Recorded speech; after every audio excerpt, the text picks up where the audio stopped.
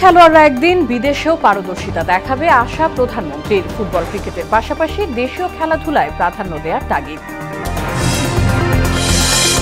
তাপ প্রবাহে বিপর্যস্ত জনজীবন, সারা দেশের স্কুল কলেজ 7 দিন বন্ধ ঘোষণা। হিটস্ট্রোকে পাবনা চুয়াডাঙ্গায় 2 জনের মৃত্যু, বাড়ছে পানিবাহিত রোগবালাই। ডলারের দাম বাড়লেও এবার হজ যাত্রায় খরচ কমানো হয়েছে বললেন ধর্ম প্রতিমন্ত্রী। প্রতারক এজেন্সির বিরুদ্ধে ব্যবস্থা নেওয়ার আশ্বাস।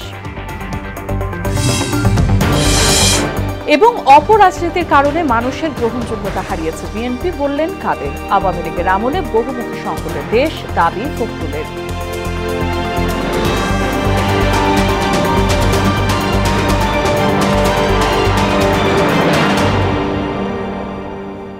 আসসালামু আলাইকুম, সবাইকে স্বাগত মোহনা সংবাদে। শুনছিলেন শিরোনাম, পুরো সংবাদের সঙ্গে আছি বাসিদা সুলতানা রিঙ্কু।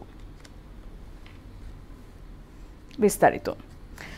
ফুটবল ক্রিকেটের পাশাপাশি দেশীয় খেলাধুলাকে প্রাধান্য দেওয়ার তাগিদ দিয়েছেন প্রধানমন্ত্রী শেখ হাসিনা। বাংলাদেশ আর্মি স্টেডিয়ামে বঙ্গবন্ধু বঙ্গমাতা গোল্ড কাপ প্রাথমিক বিদ্যালয় ফুটবল টুর্নামেন্টের ফাইনাল প্রতিযোগিতার অনুষ্ঠানে তিনি কথা বলেন। আজকের খুদে খেলোয়াড়রা বিদেশের মাটিতে পারদর্শিতা দেখিয়ে দেশের জন্য সুনাম বয়ে আনবে বলে আশা জানান প্রধানমন্ত্রী শেখ হাসিনা। মোহাম্মদ সুজনের ক্যামেরায় ওবায়দুল হক মারুফের রিপোর্ট। বাংলাদেশ আর্মি স্টেডিয়ামে অনুষ্ঠিত হয় বঙ্গবন্ধু ও বঙ্গমাতা গোল্ড কাপ প্রাথমিক বিদ্যালয় ফুটবল প্রতিযোগিতার ফাইনাল খেলা। চ্যাম্পিয়ন ও রানার আপ দলের নাম ঘোষণা করেন প্রধানমন্ত্রী শেখ হাসিনা। টেপুরগাড়ি বিকে সরকারি প্রাথমিক বিদ্যালয়, পাটগ্রাম জেলা লালমনিরহাট 3-1 গোলে চ্যাম্পিয়ন হয়েছে। বক্তব্যে তিনি বলেন, লেখাপড়ার পাশাপাশি শিশুর শারীরিক ও মানসিক বিকাশে খেলাধুলাতেও আগ্রহ বাড়াতে হবে। এক্ষেত্রে দেশীয় খেলাধুলাকে প্রাধান্য দিতে হবে। সমস্ত উপজেলায় একটা করে মিনি স্টেডিয়াম করে দিচ্ছি, যাতে সব সময় সব স্কুল, শুধু স্কুলের মাঠ না, প্রত্যেকটা উপজেলায় খেলাধুলার যেটা একটা সুযোগ সৃষ্টি হয় সেই ব্যবস্থাটা আমরা করেছি। সেই সাথে যারা প্রতিবন্ধী বা অটিস্টিক তাদের জন্য কিন্তু আমরা খেলাধুলার ব্যবস্থা করে দিচ্ছি। খেলাধুলার মধ্য দিয়ে সারা বিশ্বের কাছে দেশকে পরিচিত করে তোলা সম্ভব। ছেলেদের মতো মেয়েরাও দেশের বাইরে ক্রীড়াঙ্গনে পারদর্শিতা দেখিয়ে দেশের সুনাম বৃদ্ধি করেছে। দেশের গণ্ডি পেরিয়ে বিদেশে যে আমাদের ছেলেমেয়েরা চমৎকার পারদর্শিতা দেখাচ্ছে। সবচেয়ে বড় কথা, সাফ উইমেন্স চ্যাম্পিয়নশিপ 2022-এ চ্যাম্পিয়ন হওয়ার সুযোগ অর্জন করেছে। এটা আমাদের মেয়েরাই এই অর্জনটা আমাদের এনে দিয়েছে। পরে বিজয়ী ও রানার আপ দল এবং ব্যক্তিগত নৈপুণ্য প্রদর্শনকারী খুদে ফুটবলারদের মেডেল পরিয়ে দেন প্রধানমন্ত্রী শেখ হাসিনা। ওবায়দুল হক মারুফ, মোহনা সংবাদ, ঢাকা। চলমান তাপপ্রবাহ নিয়ে সুখবর নেই আবহাওয়া অফিসের কাছে। এই মুহূর্তে দেশের 9টি অঞ্চলে তীব্র তাপপ্রবাহ বয়ে যাচ্ছে বলে জানিয়েছে সংস্থাটি।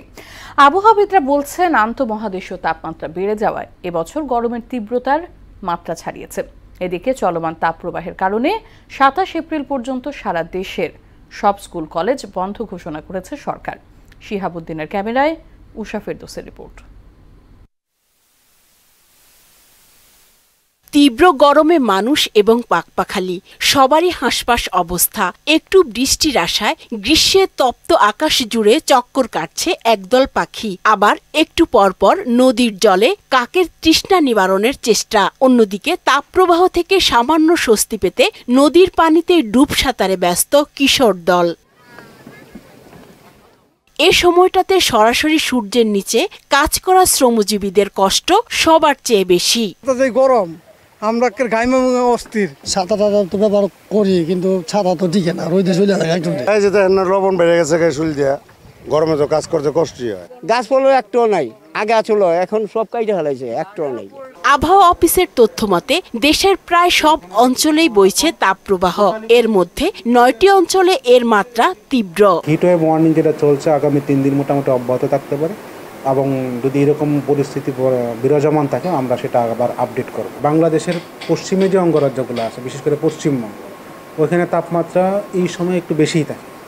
বিহার, উড়িষ্যার তাপমাত্রা একটু বেশিই থাকে। অন্ধ্রপ্রদেশ, ওইখানে তাপমাত্রাগুলো একটু বেশি থাকে। উত্তরপ্রদেশ, ওই প্রভাবটাও আমাদের বাংলাদেশের উপরে পড়ে। তাপপ্রবাহ বা দাবদাহের সময়ে হিট স্ট্রোকের ঝুঁকি থাকে জানিয়ে সবাইকে বাড়তি সতর্ক থাকার পরামর্শ দিয়েছেন চিকিৎসকরা।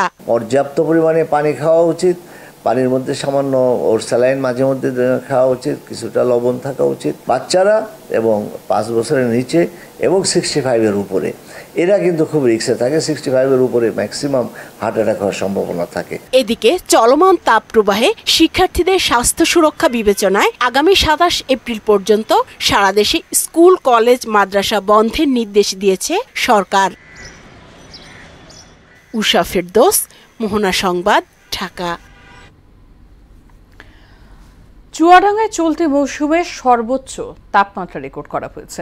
বেলা 3টায় জেলার তাপমাত্রা রেকর্ড করা হয়েছে 42.6 ডিগ্রি সেলসিয়াস। তীব্র তাপপ্রবাহে চুয়াডাঙ্গা ও পাবনায় হিটস্ট্রোকে 2 জনের মৃত্যু হয়েছে। চুয়াডাঙ্গা আবহাওয়া অফিস জানিয়েছে সহসায় তাপপ্রবাহ কমার কোনো সম্ভাবনা নেই, বরং তা আরও বাড়তে পারে। দাবদাহের কারণে জেলায় সতর্কতা জারি করা হয়েছে।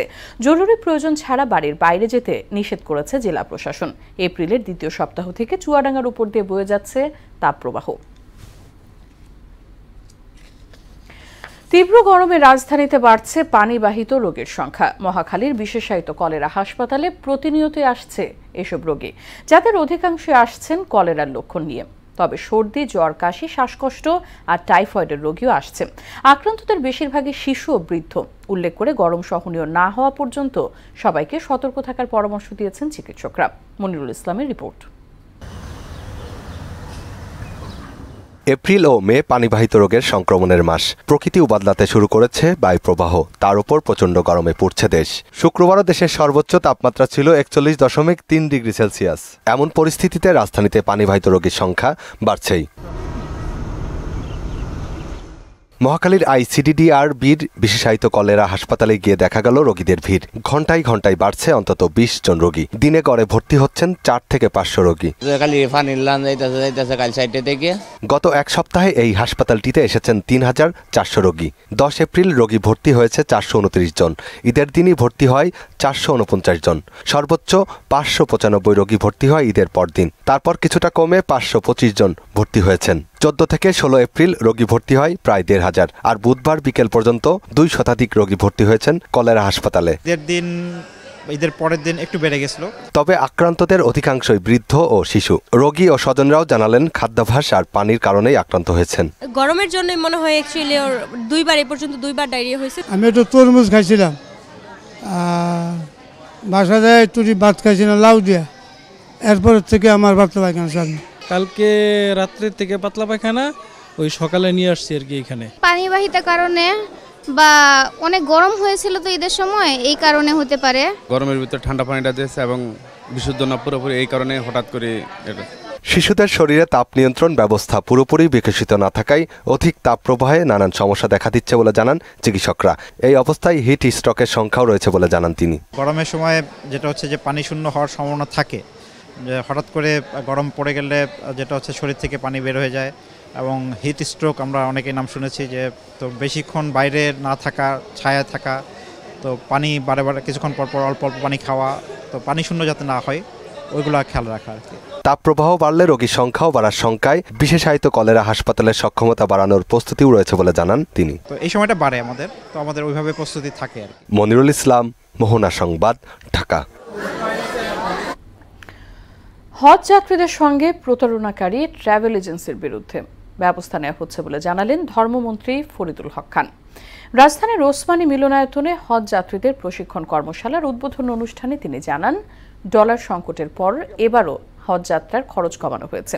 এবছর হজ কোটায় 1,27,098 জনের বিপরীতে 85,257 জন নিবন্ধন করেছেন জানিয়ে মন্ত্রী বলেন, এর মধ্যে সরকারিভাবে হজে যাবেন 4,562 জন আর বেসরকারিভাবে 80,695 জন। ডলারের দাম বৃদ্ধির পরও আমরা গত বছরের তুলনায় 1 বছর সাধারণ হজ প্যাকেজের খরচ কমিয়েছি, যার পরিমাণ সরকারিভাবে 1,04,178 টাকা এবং বেসরকারিভাবে কমেছে 82,818 টাকা। বিদেশিদের কাছে দেশের বিরুদ্ধে নালিশ করার কারণেই বিএনপি জনগণের কাছে গ্রহণযোগ্যতা হারিয়েছে বলে মন্তব্য করেছেন আওয়ামী লীগ সাধারণ সম্পাদক ওবায়দুল কাদের। আর বিএনপি মহাসচিব মির্জা ফখরুল ইসলাম আলমগীর বলেছেন, আওয়ামী লীগ সরকারের অধীনে গভীর রাজনৈতিক ও অর্থনৈতিক সংকটে আছে দেশ। রাজধানীতে আলাদা অনুষ্ঠানে এসব কথা বলেন তারা। শামীমুজ্জামান চৌধুরীর রিপোর্ট। ধানমন্ডিতে দলীয় সভাপতি রাজনৈতিক কার্যালয়ে সংবাদ সম্মেলন করেন আওয়ামী লীগ সাধারণ সম্পাদক ওবায়দুল কাদের। সরকারের ধারাবাহিকতার কারণেই দেশে উন্নয়ন অব্যাহত রয়েছে বলে জানান তিনি। বিদেশিদের কাছে দেশের বিরুদ্ধে নালিশ করায় বিএনপি সাধারণ মানুষের গ্রহণযোগ্যতা হারিয়েছে বলে মন্তব্য করেন ওবায়দুল কাদের। তারা জনগণের কাছে না গিয়ে বিদেশিদের কাছে দেশের বিরুদ্ধে নালিশ করছে, এটা তাদের পুরনো স্বভাব, পুরনো কৌশল। এদিকে গণস্বাস্থ্য কেন্দ্রের প্রতিষ্ঠাতা ডাক্তার জাফরুল্লাহ চৌধুরীর প্রথম মৃত্যুবার্ষিকী উপলক্ষে ইঞ্জিনিয়ার্স ইনস্টিটিউশনে আলোচনা সভার আয়োজন করা হয়। আমরা যদি প্রত্যেকেই মনে করি দেশটা বিপদের মধ্যে আছে এবং এই দেশটাকে আমাদের রাইট ডিরেকশনে নিতে হবে। এতে বিএনপি মহাসচিব মির্জা ফখরুল ইসলাম আলমগীর বলেন, সরকারের একগুঁয়েমির কারণে দেশ আজ কঠিন রাজনৈতিক ও অর্থনৈতিক সংকট পার করছে। এই দুঃসময়কে আমাদের অতিক্রম করতে হবে। আজকে এখানে বিচার ব্যবস্থা পুরোপুরিভাবে দলীয়করণ হয়ে গেছে। এখানে এই অর্থনীতিকে পুরোপুরিভাবে নিজেদের মতো করে তারা সেখানে লুটপাট চালাচ্ছে। আজকে রাজনৈতিক ব্যবস্থাকে ধ্বংস করা হয়েছে। গণতন্ত্র প্রতিষ্ঠায় সবাইকে সোচ্চার হওয়ার আহ্বান জানান বিএনপি মহাসচিব। সবাই ঐক্যবদ্ধ হয়ে আজকে এই ভয়াবহ দুঃশাসন। শামীমুজ্জামান চৌধুরী, মহানা সংবাদ, ঢাকা। মিথ্যা তথ্যে সরকারের সমালোচনাকারীদের বিরুদ্ধে ব্যবস্থা নেওয়ার হুঁশিয়ারি দিয়েছেন তথ্য প্রতিমন্ত্রী মোহাম্মদ আলী আরাফাত। ঢাকা রিপোর্টার্স ইউনিটে আয়োজিত মিট দ্য প্রেস অনুষ্ঠানে তিনি এও বলেন, অপতথ্য সমাজকে ঝুঁকির মধ্যে ফেলে দেয়। গণমাধ্যম কর্মী আইন সংশোধনে সকল সাংবাদিক সংগঠনের 2 জন করে প্রতিনিধির মতামত নেওয়ার পরামর্শ দেন তথ্য প্রতিমন্ত্রী। এমদাদুল হক খানের রিপোর্ট। ঢাকা রিপোর্টার্স ইউনিটির নসরুল হামিদ মিলনায়তনে মিট দ্য প্রেস অনুষ্ঠানে সভাপতিত্ব করেন সংগঠনের সভাপতি সৈয়দ শুকুর আলী।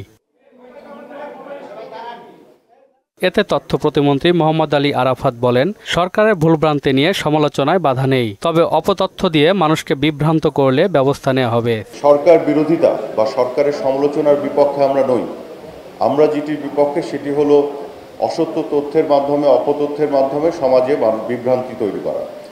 সেইখানে আমরা সুনির্দিষ্ট কিছু কার্যক্রম হাতে নিয়েছি। আরেকটু ম্যাচিউরড হলে আপনাদের সামনে এটা আমরা প্রকাশ করব। তথ্য প্রদানে বিভিন্ন দপ্তরের কর্মকর্তা কর্মচারীদের মধ্যে কিছুটা অনীহা রয়েছে স্বীকার করে তিনি বলেন, এ কারণে অপপ্রচারের সুযোগ তৈরি হয়। যে রাইট টু ইনফরমেশন অ্যাক্ট, এটিকে আরও সুদৃঢ় করার জন্য ইনফরমেশন কমিশনকে আরও শক্তিশালী করা এবং আরও অ্যাক্টিভ করার বিষয়টা আমরা ভাবছি। এবং যে বার্তাটি আমরা দিতে চাই যে তথ্য যদি চাওয়া হয়, তথ্য দিতে হবে। তথ্য নীতিমালা এবং সাংবাদিকদের ন্যূনতম শিক্ষাগত যোগ্যতার বিধান তৈরির চিন্তাভাবনা চলছে বলে জানান প্রতিমন্ত্রী।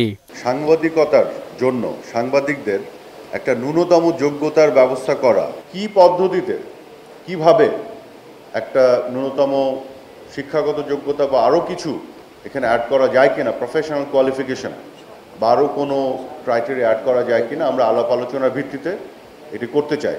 এমদাদুল হক খান, মহানা সংবাদ, ঢাকা। সংবাদের রিপোর্ট জানিয়েছে একটি বিরতি, ফিরছি যখন আরো থাকছে।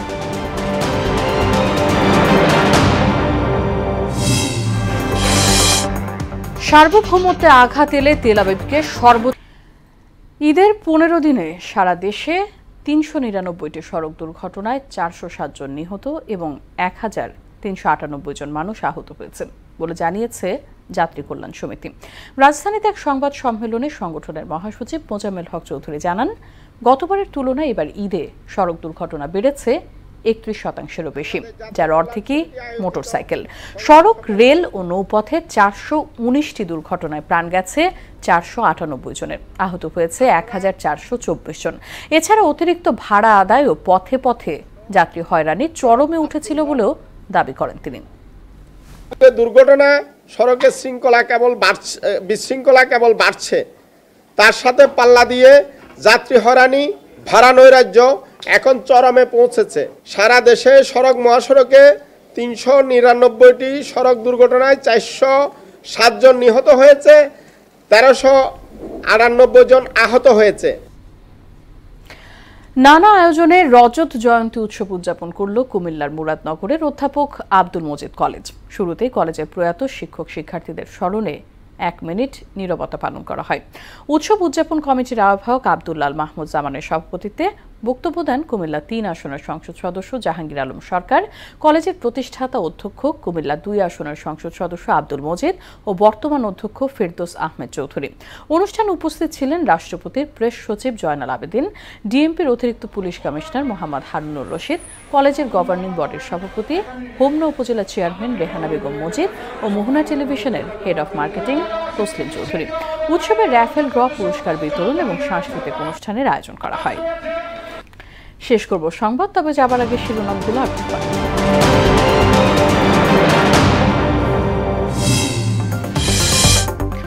খুদে খেলোয়াড়রা একদিন বিদেশেও পারদর্শিতা দেখাবে আশা প্রধানমন্ত্রী। ফুটবল ক্রিকেটের পাশাপাশি দেশীয় খেলাধুলায় প্রাধান্য দেওয়ার তাগিদ। তাপ প্রবাহে বিপর্যস্ত জনজীবন, সারা দেশের স্কুল কলেজ 7 দিন বন্ধ ঘোষণা। হিটস্ট্রোকে পাবনা চুয়াডাঙ্গায় 2 জনের মৃত্যু, বাড়ছে পানিবাহিত রোগবালাই। ডলারের দাম বাড়লেও এবার হজ যাত্রায় খরচ কমানো হয়েছে বললেন ধর্ম প্রতিমন্ত্রী। প্রতারক এজেন্সির বিরুদ্ধে ব্যবস্থা নেওয়ার আশ্বাস।